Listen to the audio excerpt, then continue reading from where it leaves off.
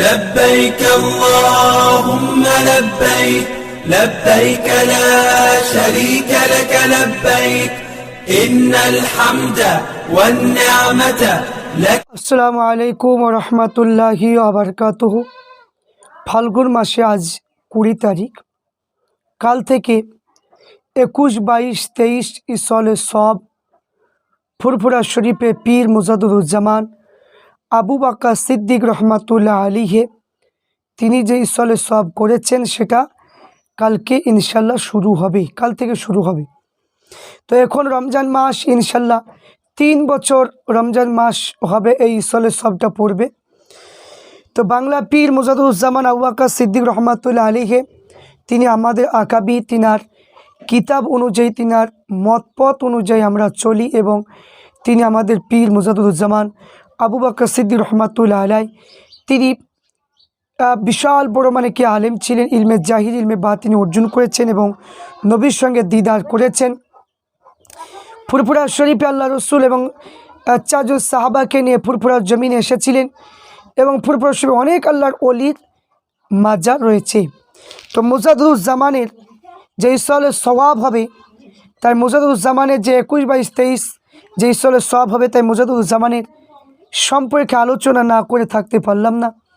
তাই মুজাদ্দুদুজ্জামানের রুহানি ফায়েজ আল্লাহ পাক যেন আমার সিনাতে যেন দান করেন এবং সমস্ত যারা ভিডিও শুনছেন প্রত্যেককে যেন মুজাদ্দুদুজ্জামানের রুহানি ফায়েজ যেন দান করেন, আল্লাহুম্মা আমিন। তো আজ মুজাদ্দুদুজ্জামানের কিছু কারামাত সম্পর্কে আলোচনা করব।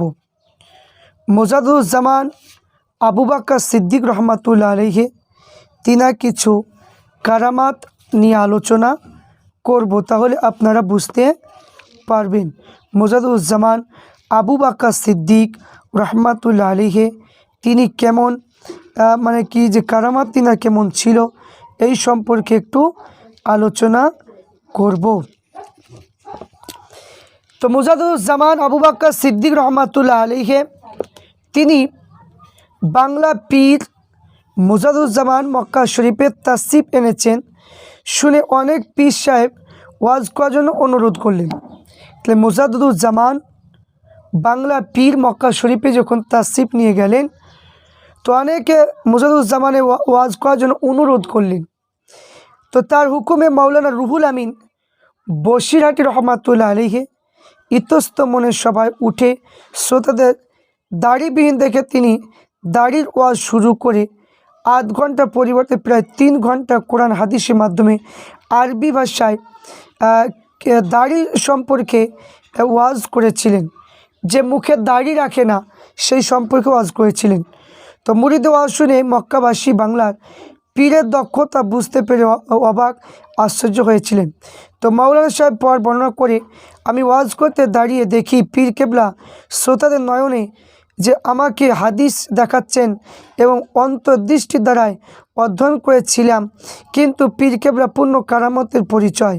তো মাওলানা বসিরহাটি রহমাতুল্লাহ আলাইহি মাহফিলে বলতেন, আমার পীর পরশমণি তুল্য লোহা স্পর্শ করে যেমন সোনা পরিণত হয়, বাবা পীরের জুতো খরম মাথা নিয়ে বহন করা পর পারে চলে গেলে মুখ দর্শন পদচুম্বন হতে বঞ্চিত হবে, তাই এখানে পরিতাপ ব্যতীত কিছুই লাভ হবে না।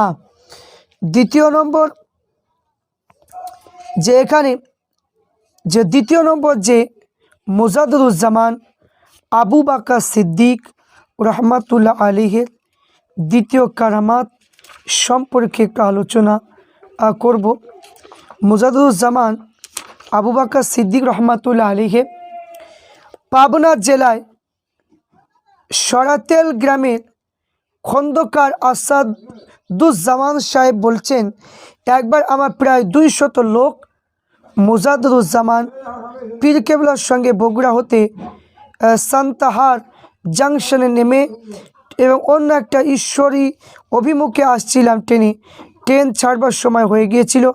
মুজাদ্দুদুজ্জামান বললেন, আমরা স্টেশন হতে আসরের নামাজ জামাতে পড়ে ট্রেনে উঠব, নতুন ট্রেনের ভিতরে নামাজ পড়া অসুবিধা হবে। তার নির্দেশ মতো তার জৈনিক মুরিদ স্টেশনে মাস্টারকে বললেন, আপনি অনুগ্রহ করে 10 মিনিট পর গাড়ি ছাড়বেন, যাতে আমরা নামাজ পড়ে গাড়িতে উঠতে পারি। তো স্টেশনে মাস্টার ছিলেন হিন্দু লোক, তিনি উত্তর করলেন যে আমি কারো জন্য 1 মিনিট বিলম্ব করতে পারবো না। তো মোজাদুজ্জামান এই কথা শুনে আর কিছু না বলে মুরিদগণ সহ নামাজে দাঁড়ালেন। এদিকে স্টেশনে মালগাড়ি ছাড়বা 8 ঘন্টা, মানে কি ঘন্টা বাজবার যে হলো, গাড়ি তার বাঁশি বাজালেন। ড্রাইভার গাড়ি ইঞ্জিন স্টার্ট দিতে চেষ্টা করলেন, কিন্তু তিনি অনেক চেষ্টা করে গাড়ি চালাতে পারলেন না। তো ইতিমধ্যে সকলেই নামাজ শেষ হলো, তার গাড়ি চড়লেন, অথবা গাড়ি ছাড়বার নির্ধারিত সময় আধা ঘন্টা পর গাড়ি ছাড়া হলো। তখনকার দিনে ব্রিটিশ আমলে কোনো মেল ট্রেন 5 মিনিট বিলম্ব পৌঁছে এখন মানে কি তাওয়াজ্য মানে কি যেখানে তাওয়াজ্য হলো কৈফিয়ত দিতে হতো, তাই অর্ধ ঘন্টা বিলম্ব জন্য গার্ড ড্রাইভার উভয়কে কৈফিয়ত দিতে হলো। তারা সবাই দোষ ও সান্নাহার স্টেশনে মাস্টারে ঘাড়ে চাপালো। স্টেশন মাস্টার ঊর্ধ্বতনে কর্তৃপক্ষ সব ঘটনাটা জানালো। তো এই ঘটনায় স্টেশন মাস্টার দায়ী করে স্টেশন মাস্টারকে 3 মাসের জন্য সাসপেন্ড করা হয়েছিল। অবশ্যই মানে ট্রেন বিলম্ব পৌঁছবার জন্য নয়, মোজাদুজ্জামানের সহিত বিয়াদবি অপরাধে। এই ঘটনা ঘটেছিল একবার হুগলি জেলার বইচি স্টেশনেও। এখানে মোজাদুজ্জামান রহমাতুল্লাহ আলাইহি তিনি অসংখ্য কারামাত মানে কি রয়েছে, অসংখ্য কারামাত মানে কি রয়েছে মোজাদুজ্জামানের।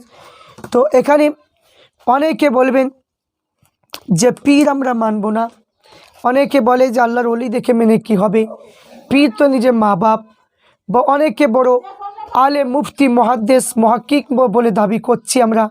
কিন্তু আমাদের যে সমস্ত আলেম ওলামা রয়েছে, এক শ্রেণী আলেম বাদে, যে আলেমগুলো হাক্কানি আলেম বলা হয়, ইলমে জাহিরি ইলমে বাতিনি যাদের অর্জন আছে তাদেরকে বলা হাক্কানি আলেম, ওই এক শ্রেণী আলেম বাদে 3 শ্রেণীর যে সমস্ত আলেমগুলো রয়েছে, এদের অন্তর মরা, এদের অন্তর মরে গিয়েছে, পরিষ্কার নেই। এরা আল্লাহকে ভয় করেন, এরা দুনিয়াদারি আলেম। তো এখানে তার প্রমাণ জলজন্ত দিলে বুঝতে পারবেন, যারা আল্লাহর ওলিদের বিরুদ্ধে কথা বলবে জানবে যে তারা গুমরাহ। তো মোজাদুজ্জামান বাংলাদেশে তিনি ওয়াজ করতে গেলেন আল্লামা রুহুল আমিন বসিরহাটি রহমাতুল্লাহ আলাইকে নিয়ে। এমন সময় মোজাদুজ্জামান ওয়াজ নসিহত হয়ে গেল, আসরের সময় হয়ে গেল। তো মোজাদুজ্জামান বললেন যে বাবারা, যে আসরের নামাজ এখানে পড়তে হবে। তো নামাজ পড়ার জন্য বললেন। তো সেখানে বড় বড় আলেম মুফতি মৌলানা মানে কি যে মুহাদ্দিস সব ছিলেন। এখন যেমন মানে কি বড় বড় যারা মানে দাবি করছে আমরা বড় বড় আলেম মুফতি আছি, তো সব কিছু নিয়ে তারা মানে কি যে এখানে গুস্তাগি করছে, নবীর শানে সাহাবাদের শানে নামাজ নিয়ে বিভিন্ন রকমের গুস্তাগি করছে, আন্দাজে বেআন্দাজে বলছে সে কোনো কিছু হাদিসে নেই, সব বেদাত শেরেক বলে ফতোয়া দিচ্ছে এখন বর্তমান সময়ে। এরা হচ্ছে মানে কি অন্ধকারের মধ্যে রয়েছে, এদের অন্তর মরা, এই জন্য এদের কথা গ্রহণ করা যাবে না, প্রাধান্য দেওয়াও যাবে না। তো মোজাদুজ্জামান তিনি যখন বললেন যে আজকে যে আসরে নামাজ পড়াবেন তিনি হলো বসিরহাটের বড় মাওলানা আল্লামা রুহুল আমিন। এই কথা যখন বললো, বড় বড় মুফতি মৌলানা হাফেজ এদের মধ্যে অহংকার হলো যে আমরা এত বড় বড় আলেম থাকতে সাধারণ একটা মানে ফকিরকে দিয়েছে নামাজ পড়াতে।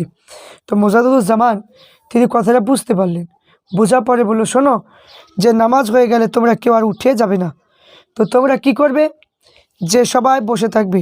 তো এই সমস্ত বড় বড় আলেম মুফতি মুহাদ্দিস দেখে বললো শোনো, যে ওই যে দূরে একটা খেজুর গাছ দেখতে পাওয়া যাচ্ছে, ওই খেজুরে পাতা আনো। সমস্ত আলেম গেল, আল্লামা রুহুল আমিন হুজুরকে বললেন। তো সবাই পাতা ছিঁড়ে আনলেন, মোজাদুজ্জামান গেলেন কিন্তু খালি হাতে ফিরে আসলেন। বললো কী ব্যাপার, সবাই পাতা আনলো, তুমি আনলে না কেন?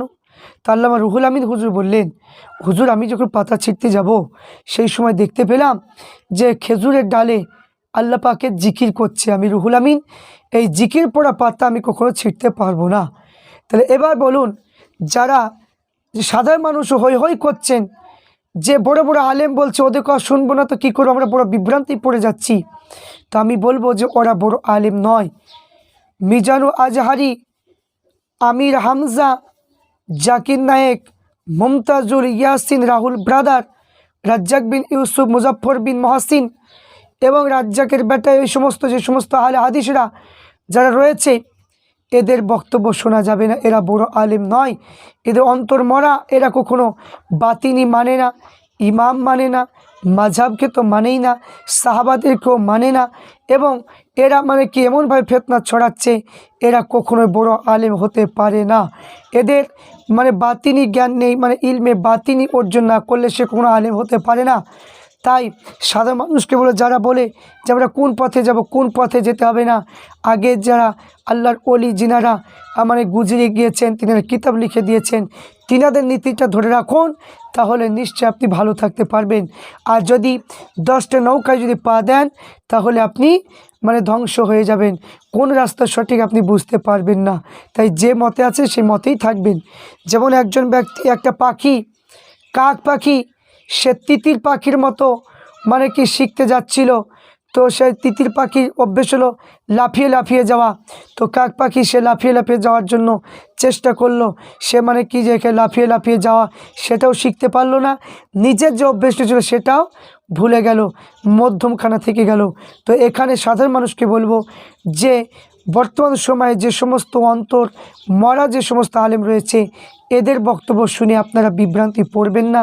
তা আল্লাহর ওলিরা যে সমস্ত কিতাব লিখেছে, বাংলা পীর মুজাদ্দুজ্জামানের মতপথ ও নীতি অনুযায়ী চলেন এবং কিতাব মানে রাখেন, তাহলে নিশ্চয়ই কামিয়াবি হতে পারবেন।